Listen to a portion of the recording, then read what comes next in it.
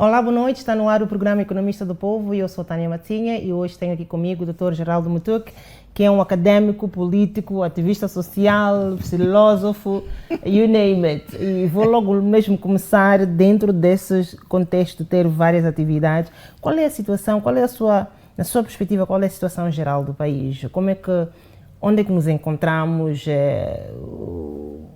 Qual é o nosso diagnóstico que faz?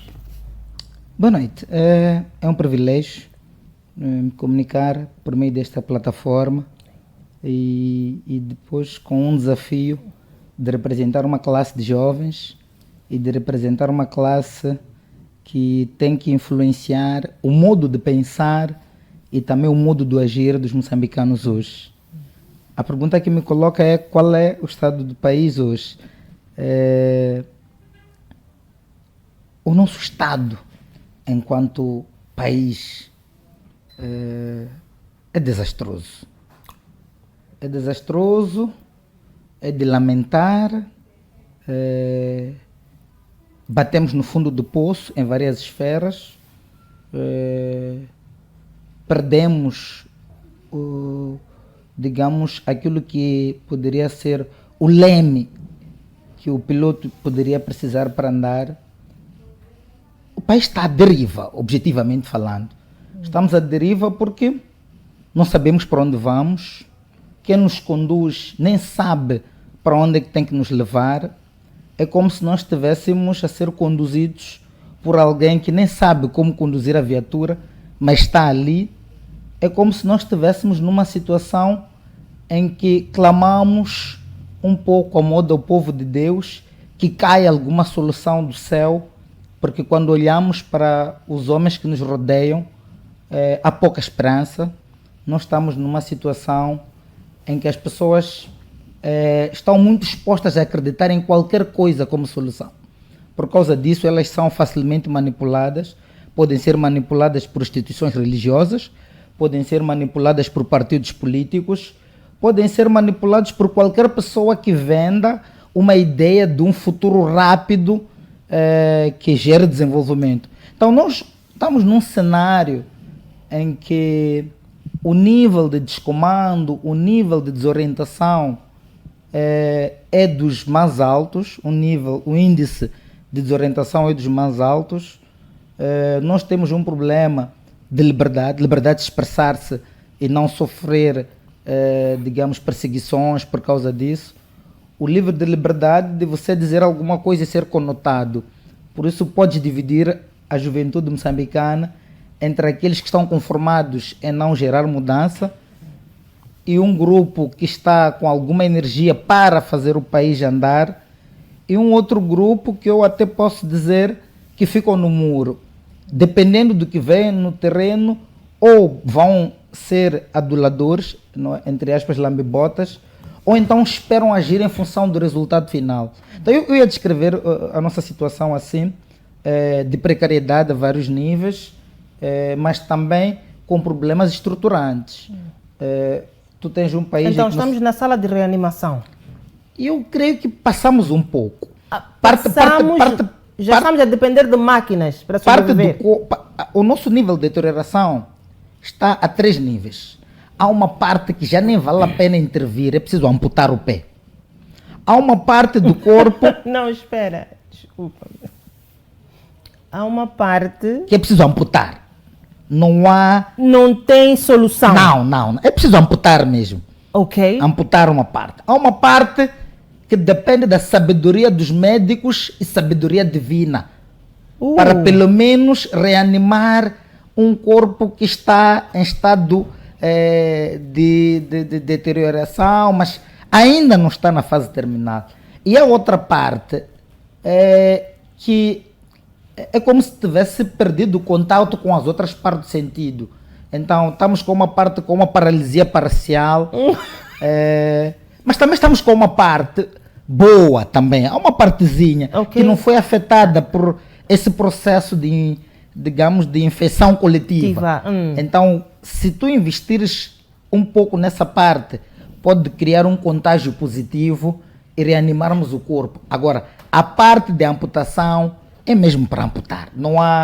Nada mais que se pode fazer senão isso. E dentro de um processo em que estamos a entrar num novo hospital central, um novo hospital geral, um novo hospital, da República, de onde é que começaríamos a organizar o que está dentro do hospital? Portanto, estes corpos coletivos que estão disfuncionais. São cenários que estamos a pensar. O primeiro cenário é um cenário... Não é de explodir o hospital? Não. É preciso olhar como é que está a motivação daquele que tem que cuidar do paciente moribundo em estado de reanimação. Depois olhar como é que está o corpo em termos de células. O corpo do paciente? O corpo do paciente. Agora vamos ao paciente. A primeira variável era olhar aquele que te atende. Depois ver se o corpo do paciente aguenta a medicação que é para ser dada. Então, a dosagem que temos que dar em função disso. Quer dizer, por outras palavras, estou a dizer, por um lado tens que fazer rupturas mesmo, sim. Por um lado tens que fazer melhorias, por um lado tens que fazer uma intervenção forte. Por exemplo, tu não podes olhar para este país e pensar em solução para um edifício como a educação, onde é preciso primeiro trazer a dignidade do professor. Sim. Ele ter dignidade como pessoa. Sim. Tira o salário. Curar a ele. Mas também melhorar a formação do professor. Precisamos de também melhorar a formação desse professor que está a dar aulas. Mas, por outro lado, precisamos também de olhar para o tipo de aluno que chega. Então, é uma intervenção de aluno que chega às também mãos do professor. Está doente. Não, o aluno tem os seus problemas. Ou seja, o aluno sabe que com 15 mil pode ter uma monografia de licenciatura. O aluno sabe que pode entrar no chat GPT, não é? Poucos sabem ter as respostas. Quer dizer, o aluno pode copiar sabe, oficialmente. O aluno sabe que com dinheiro pode resolver os seus problemas. Não é muito importante dedicar-se à academia como tal. Então, o aluno às vezes faz um papel de quem vai estudar, mas no final de contas está a fazer de contas que está a estudar, já sabe qual é a solução que vai trazer no final. Então, nós precisamos de olhar para jovens com força, capazes de serem parte desse organismo vivo que pode gerar mudanças. Mas por um lado... Mas se o próprio jovem também está doente, sim, mas como é que ele vai gerar as mudanças? A beleza disto é, nem todo jovem é a massa coletiva. Existe uma fração pequena que ainda pode influenciar um agir coletivo. Estou a dizer o quê? Estou a dizer, se todos estão a andar por um caminho errado, há uma fasquia de jovens que se iluminam e se colocam com força para dizer podemos preparar um novo dia para este país. Há jovens, não é, que diante de tanta adversidade, mas tanta, diante de portas fechadas, eles erguem-se e objetivamente são a verdadeira esperança de Moçambique. Então eu acredito que esta fasquia de jovens que se dedica aos estudos, que se dedica de forma honesta, que diante de todas as portas que se fecham, eles não desanimam. São a força motriz da qual se deve depositar confiança para o amanhã deste nosso país. Aqueles que ainda não foram atingidos pelas balas de açúcar. O que fazem as balas de açúcar? Se você quer tomar uma decisão a favor de um grupo maior, então cai uma bala de açúcar na sua conta. Então você já nem olha o sofrimento dos demais. Está a sentir a doçura. Então quando você sente a doçura, esqueces. És tomado pela bala de açúcar. E por que acredita que estes jovens que ainda dá para resgatar não vão ser afetadas pela bala de açúcar? Por que acredita? Porque o que sabemos, o que vimos é que os jovens, eles colocam esta máscara e dizem que nós sim, mas quando chegam num outro lugar, porque nunca sentiram tamanho poder, ou tamanha beleza ou doçura daquele lugar, quando chegam, a bala de açúcar também eles apanham. Temos duas saídas. Ou você apega-se ao chouriço, ou preferes deixar o chouriço e ganhar a pocilga para produzir chouriços. Há muitos jovens que só se preocupam com o chouriço. Esquecem que podem ganhar a pocilga e produzir muitos chouriços. Quero com isso dizer o quê? que nós temos que aceitar algum sacrifício por bens maiores. Temos que aceitar renegar alguns benefícios para bens maiores. Isso é um ato de coragem. Isso é um ato que exige que alguém se exponha na linha da frente. Mas aí é esta pergunta que estou a colocar. Existe que temos esses jovens corajosos? É menor número, é preciso reconhecer, mas porque esses jovens são os que mais podem influenciar os outros. Os que estão no descalabro, quando a coisa está mal, não está mal só para mim, porque o nosso problema como sociedade é a indiferença. Enquanto o problema não atinge a minha casa, não existe. Mas nós temos que pensar que os problemas do outro são meus problemas, que os problemas que afetam os outros são também meus. Mas se começamos a reconhecer que o problema é tão grave que não tenho condições de reconhecer os meus próprios problemas, muito menos os problemas coletivos, os problemas dos outros. Portanto, estamos a dizer que estamos acima da sala de reanimação, não existe a possibilidade de nos reanimar. O pouco que ficou, estás a acreditar que este pouco que ficou vai então ser tão radical, tão ousado, tão corajoso para conseguir tirar desta dita pulsiga? Eu acredito exatamente nesta percepção de que são essas minorias iluminadas, esclarecidas, que têm a tarefa de abrir os olhos àqueles que se acham visionários enquanto são cegos, de abrir a vista àqueles que acham que estão no caminho certo enquanto são eles que nos conduzem ao descalabro. São esses com força capaz de mudar o amanhã de Moçambique. O nosso amanhã depende de decisões que podem influenciar hoje. Então, nós temos que apostar na irreverência, apostar nesta mudança, por vezes até radical. Temos que apostar em apontar erros de facto. Temos que apostar naqueles que têm força e coragem suficiente de dar um passo para frente. De dizerem que nós já ouvimos falar de um futuro melhor que nunca chegou. Então, urge abrir uma nova página agora. Ou agora ou nunca. Ou agora ou nunca. Na verdade, eu não gosto de nunca. Porque tu tens duas saídas. Por um lado, podes fazer uma revolução, como aqui disse antes, radical. Mas depois podes ter problema de consertar. Não é? Dizia um autor, eu te ensino a operar um coração um dia. Mas se falhar a compressão, vais levar 10 anos. Para dizer que um lado é o caminho radical. Aprender logo a fazer. Um lado é processual. Só que os processos têm riscos de não atingirem metas que são imediatas. É que já vimos o processual, como funciona, já passam 50 anos que estamos a assistir o processo. Então é para continuarmos a esperar do processo. Agora a palavra não é o processo, agora é a mudança. Agora não é dar voltas, não é pensar que virá uma resposta divina, não há de cair maná do céu. Nós temos que agora sermos suficientemente arrojados, corrigir até o que os nossos pais não fizeram. Temos que ter suficientemente arrojados para pôr um basta. Um basta à arrogância. Nós tivemos um crescimento do nível de arrogância que a pessoa já nem se dá conta que é arrogante.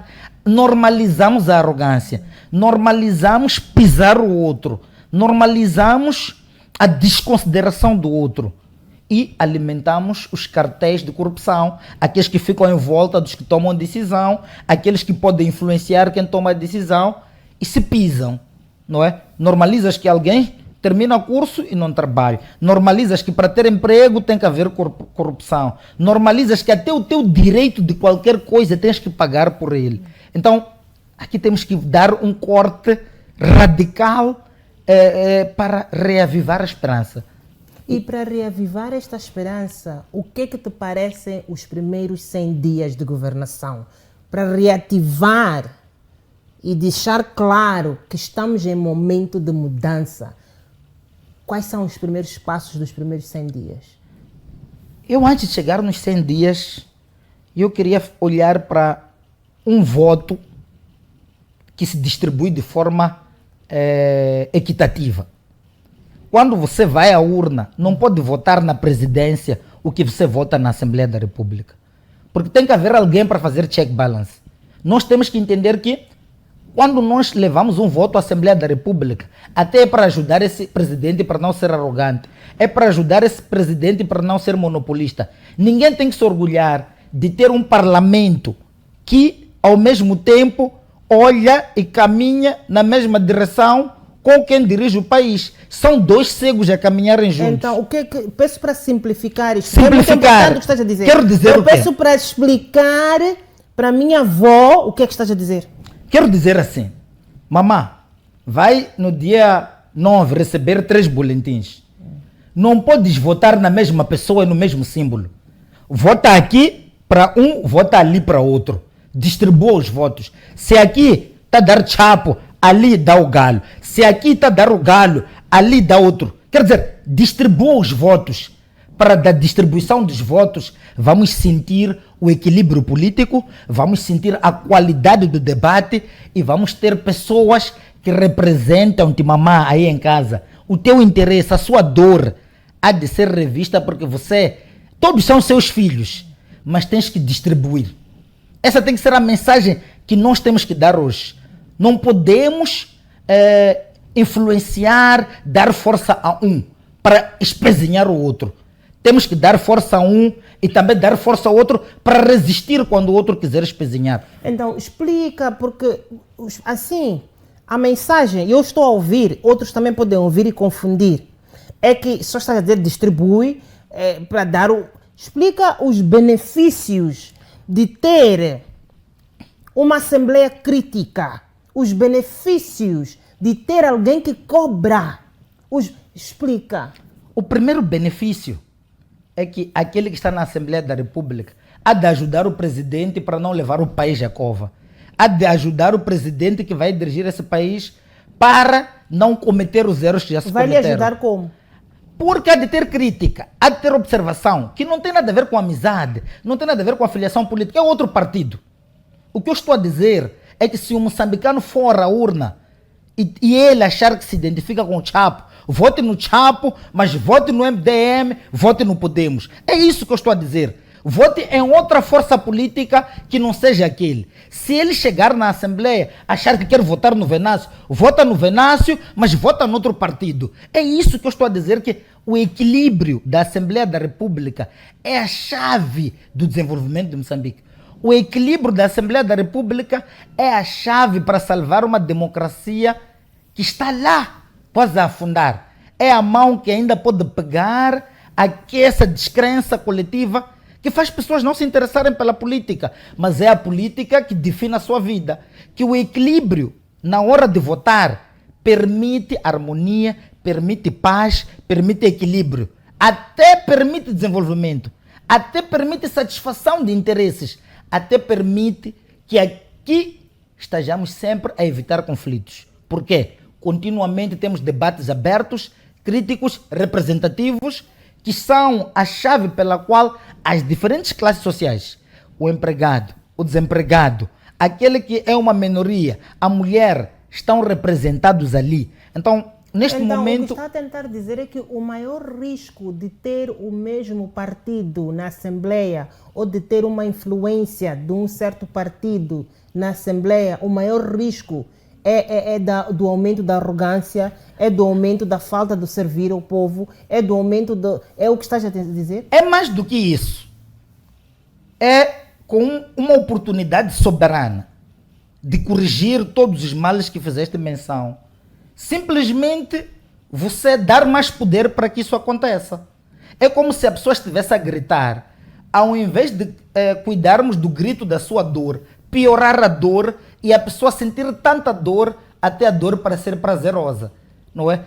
É nós agirmos para quebrar os conformismos, é nós agirmos para reinventar a história, é nós agirmos até para os dirigentes sentirem o valor de serem dirigentes. É para eles mesmos se valorizarem como dirigentes, é para eles mesmos e se orgulharem.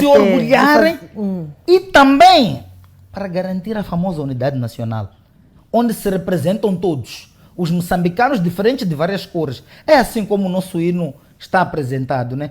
Pátria, pátria, não é? Nós construímos um novo dia, não é? Onde cada um, é como se a nossa pátria fosse um mural, a sua ação é uma tijoleira e aquele mural fica bonito porque cada um colocou a sua parte. Então, o meu entendimento aqui sobre esse aspecto é mesmo dizer que temos nas nossas mãos a solução dos nossos problemas e não deixemos ninguém, mas ninguém mesmo, que se aproprie do nosso país como uma questão privada. Não deixemos ninguém que se aproprie daquilo que são recursos deste país para uma gestão privada. Que possamos garantir que este pão que temos, todos podem ter acesso.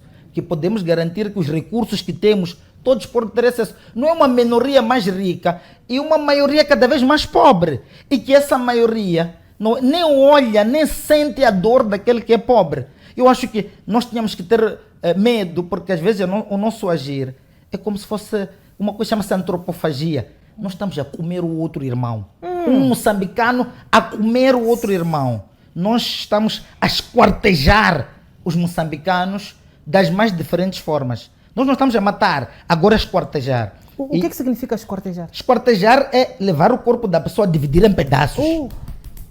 Trinchar o corpo. Cada parte estar lá. E eu acho que nós temos que fazer é parar com os trinchadores. É parar com os antropófagos.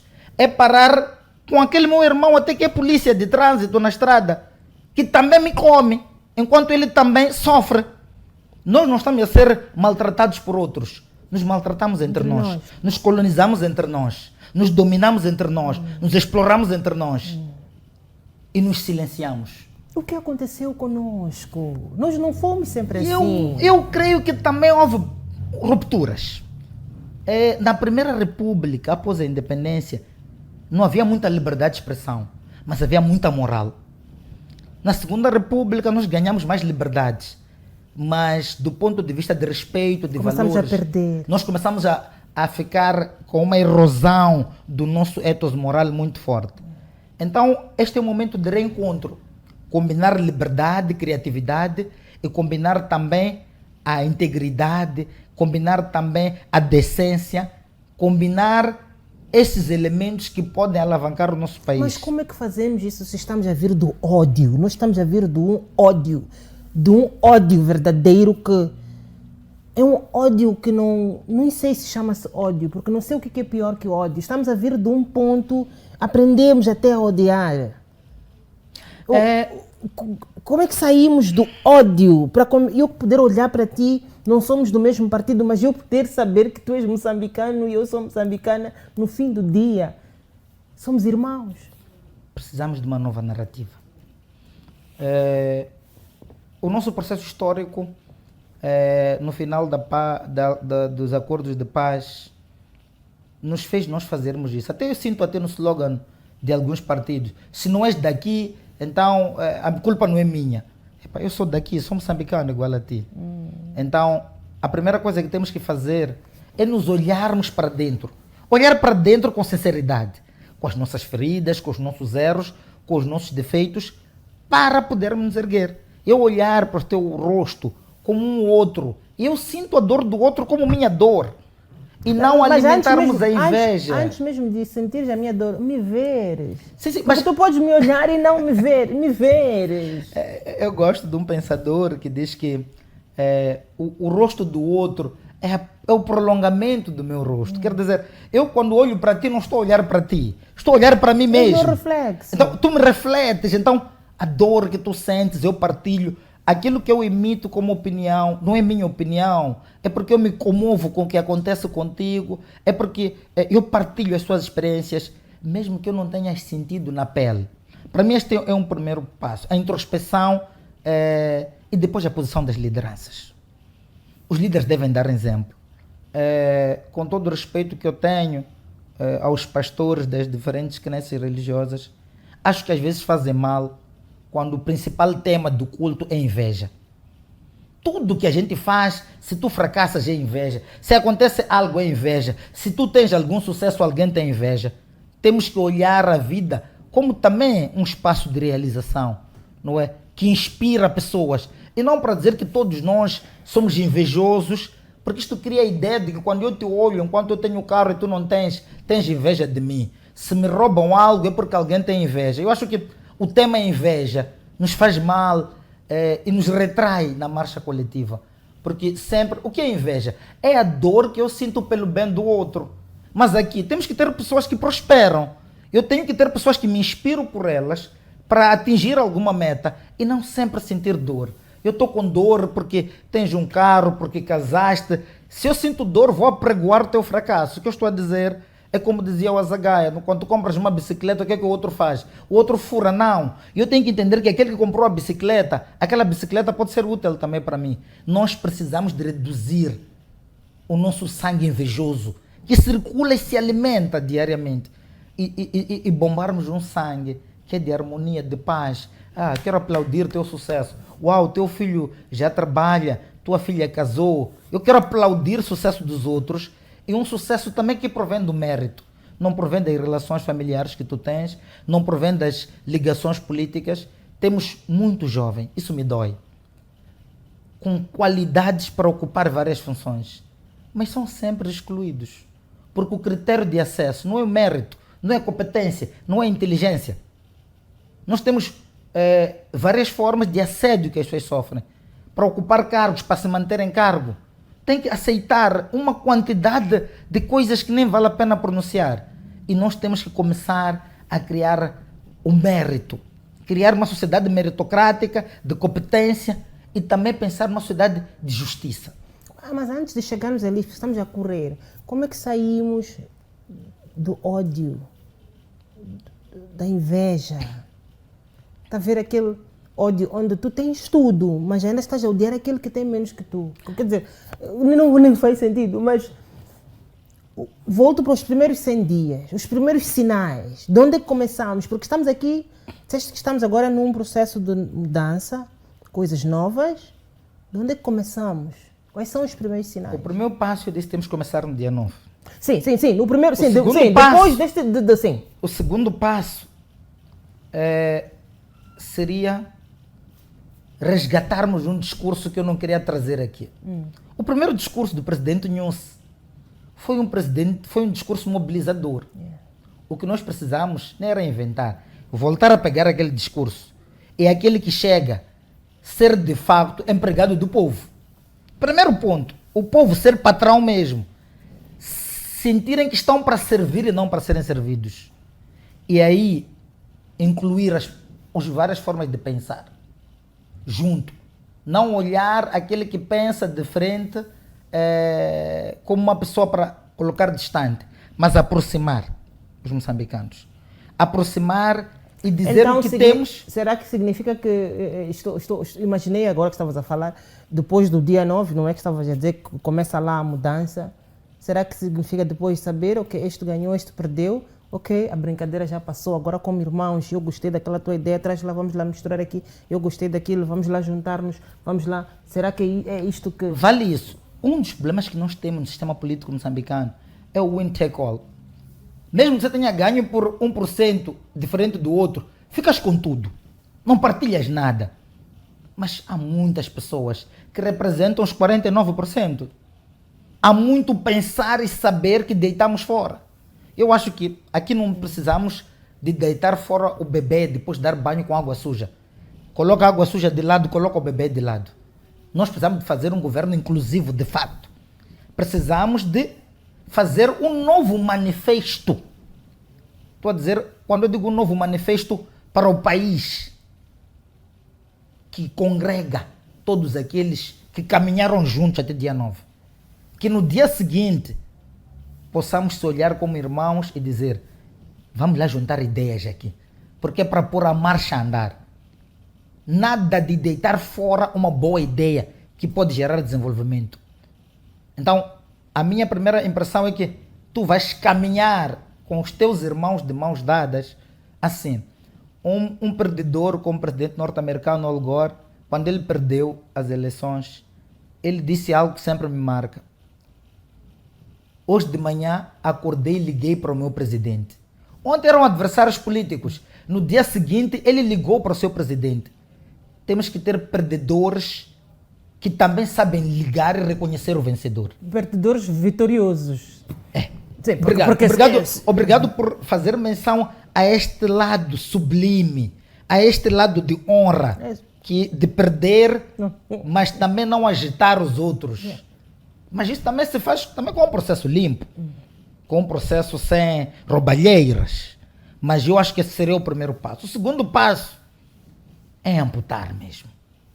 Amputarmos alguns pés. Temos que fazer um governo com menos custo possível. Yeah. Não é? Temos que cortar gorduras mesmo. Há muita gente a receber, digamos, valores chorudos que vivem a francesa e não fazem nada. É preciso cortar. Independentemente disso ser do seu partido ou não, corta. Precisamos de ter uma função pública que não tem células de partidos, que eu entendo que aqui é o Estado que está para me servir. Eu acho que precisamos de os moçambicanos, é como se voltássemos ao Estado da Machava de 75 e proclamarmos uma nova independência para Moçambique. Dizermos que agora a marcha coletiva é nossa.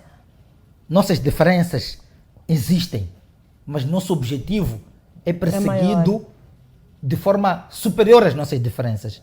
Eu aceito, eu não gosto de ti como pessoa, eu não concordo contigo, mas como não estão a te deixar falar, eu vou lutar até te darem aquele microfone para você ser ouvido.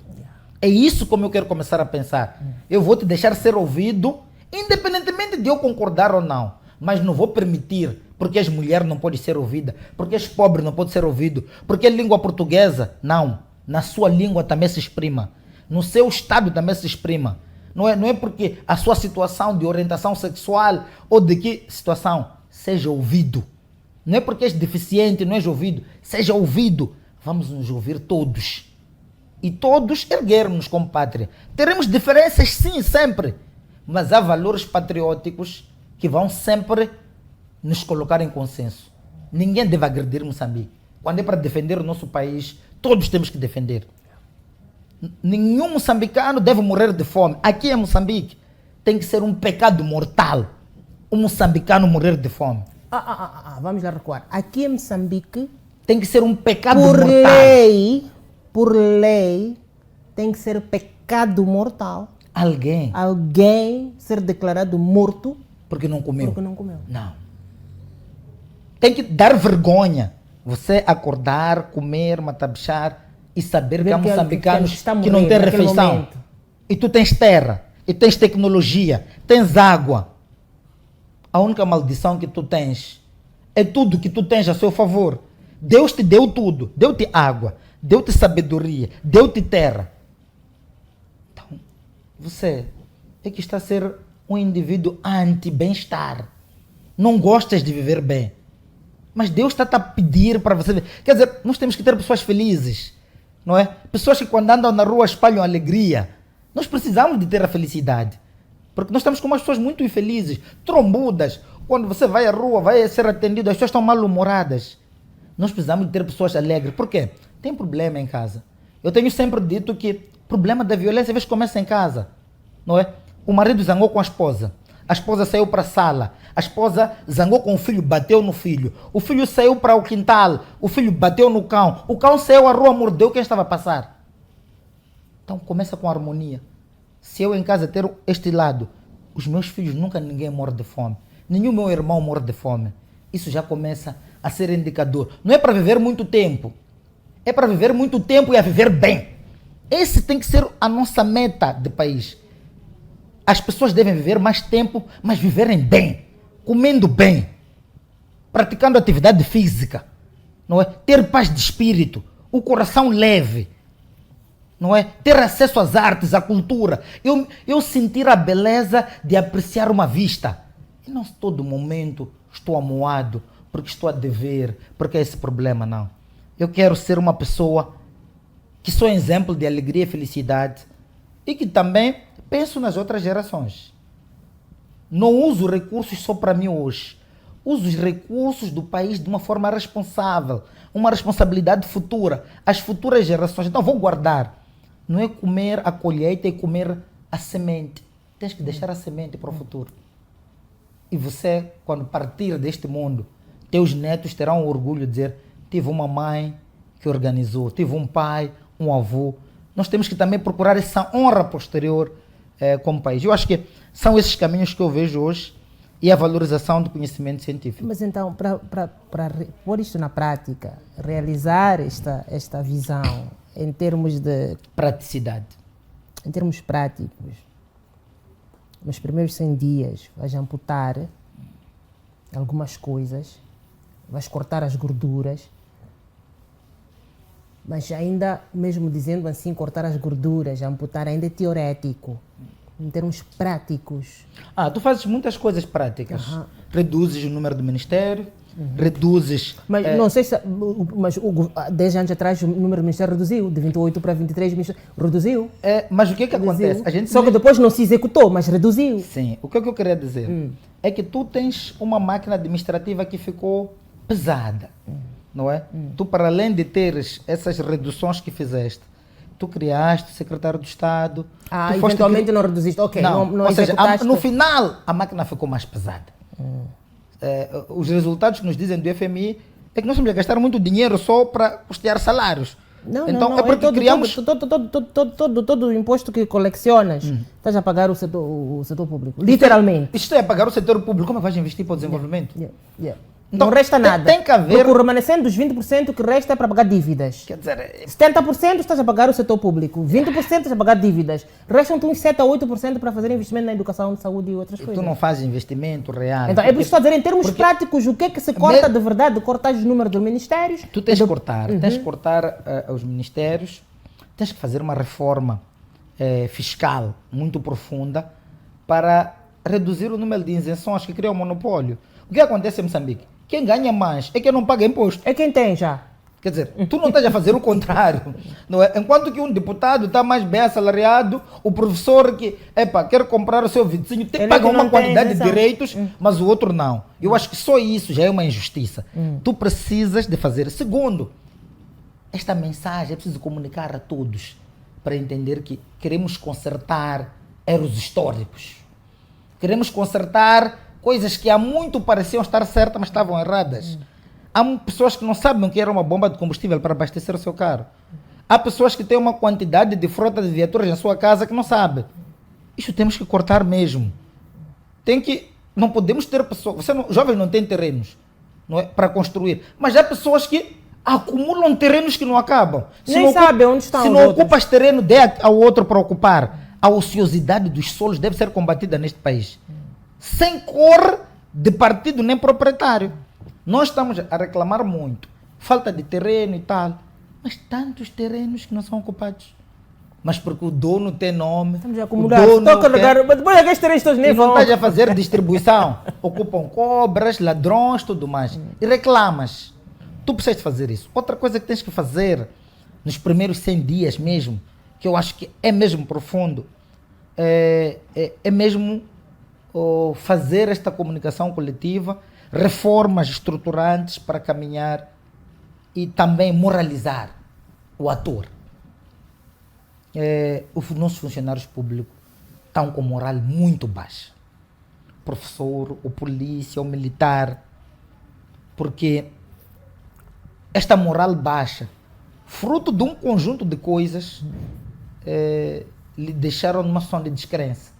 É preciso acender essa esperança. É preciso, nos primeiros 100 dias, mostrar serviço. Aquele que lidera, todos devem dar exemplo. Se é para se sacrificar, não é para sacrificar sozinho. Vamos lá fazer cortes nós todos. Se é para todos sofrermos, para depois estarmos bem, vamos lá fazer todos. Não é? Vamos todos garantir. Porque neste momento, o negócio, o contrato social atual, é que vamos fazer cortes para aqueles que já não têm, aqueles 80% das pessoas que estão pobres, estamos a cortar ali mesmo nos pobres. O problema... Os 10% que são vocês que estão na capital, que já vivem bem com fatos, vocês não têm cortes, mas cortam para aqueles que ainda precisam de comida para não morrer de fome. É aí onde eu volto. Primeiro temos que ser arrojados. Veja só que nestas eleições a cidade de Maputo tem 10 mandatos. 240 estão nas outras províncias. Mas a Assembleia da República está em Maputo. Gastamos muito dinheiro com vosso de virem para cá. Só para virem para cá. Por que não podemos ser ousados, ter a Assembleia da República daqui de Maputo, por onde é mais próximo, onde tens mais deputados? Por que Maputo tem que centralizar tudo? Por que não podemos descentralizar algumas coisas, irem para outros lugares? Concursos públicos. Abrirmos para outros ganharem. Por que sabe, São as mesmas estamos pessoas. aqui se haver um problema, é interessante, porque atinge as mesmas pessoas. Você nem é afetado pelo roubo, porque é um grupo. No fundo, não estou a dizer para que alarguem a base do roubo. Demais. O que eu estou a dizer é que alarguem o acesso para reduzir, não é, a acumulação. Mas então, dentro desses cortes, se for usado, dentro desses cortes na função pública, aqueles funcionários públicos que têm negócios privados também, eles devem sair para ir conduzir os negócios privados, porque acabam competindo com essas pequenas empresas que estão atrás dos concursos públicos. O que está a competir com a pessoa que toma a decisão sobre. Então, a pessoa que toma a decisão é que está a abrir a empresa para resolver o problema e está a cortar as pernas, está a amputar. Eu não sei se o que eu vou dizer me cria conflitos de interesse para consigo, mas é aberracional que as pessoas conduzam as suas publicidades na televisão pública, na rádio pública, não é, no jornal público, que já ganha com os impostos, já ganha com subsídios, e essa publicidade não vai para o privado. E tu depois queres competir ao pé de igualdade com quem já tem subsídio. Você comprou uma bicicleta, mas essa bicicleta é para te levar a pesca na lagoa. A pessoa que anda de navio e pesca no alto mar, também quando desce quer vir pescar na lagoa contigo com cana. É muito complicado. Esta relação público-privado é uma relação de monopólio. E este monopólio desacelera a economia e cria esses cartéis. Porque aqui tens vários cartéis de corrupção. Os cartéis para os concursos que são desleais. Então eu creio que precisamos de fazer coisas muito profundas. E eu creio que isto tudo que digo porque acredito que é possível fazermos melhor por este país. Acredito que hoje já não temos problema de déficit de pessoas preparadas. Acredito que hoje já não temos problemas do nosso nome na praça. O que eu ainda acho que falta é entendermos que isso tudo é para nós todos moçambicanos, não é para um grupo de pessoas. Não é? Agora, óbvio, em tempo de campanha, aqueles que oprimem têm mensagens de que querem oprimir mais. Ok? Aquele que oprime está a dizer que quer te oprimir mais. Mas você foi tão oprimido que até já estás a gostar dele. Quando tu ouves que este quer te salvar, tu pensas que este quer te levar a alguma prisão. Eu quero te salvar dessa opressão. Mas você já aprendeu a gostar do opressor. Nós temos que, neste momento, entendermos que o opressor é aquele que vive oprimindo mesmo. É hora do opressor sair. E se não tiras o opressor, nem salvas você, nem salva a sua família, nem salva os seus animais em casa, nem água para regar as plantas vais ter. Então, tu vais entrar numa situação de morrer e não ter nem quem vai te enterrar. Enquanto tiveste chance de ter a pocilga, quiseste ficar com o chouriço apenas. Eu creio que neste momento é importante pensarmos nisso. A pátria é para servir todos os patriotas e não a pátria é para servir um grupinho de pessoas que controlam tudo, que fazem de tudo e que mandam em tudo e em todos e que amedrontam tudo e todos e que querem continuar a fazerem isso com pessoas que também os chancelam e batem palmas mesmo quando estão a fazer coisas erradas.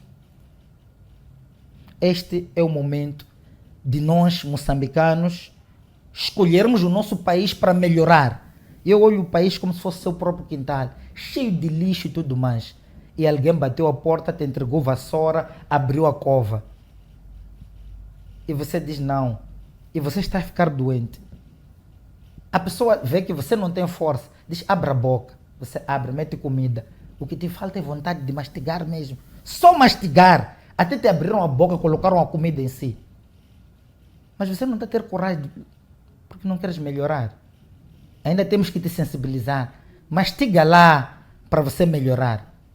Até aí vai ser difícil. Aí está. Para um Moçambique melhor. Até a próxima.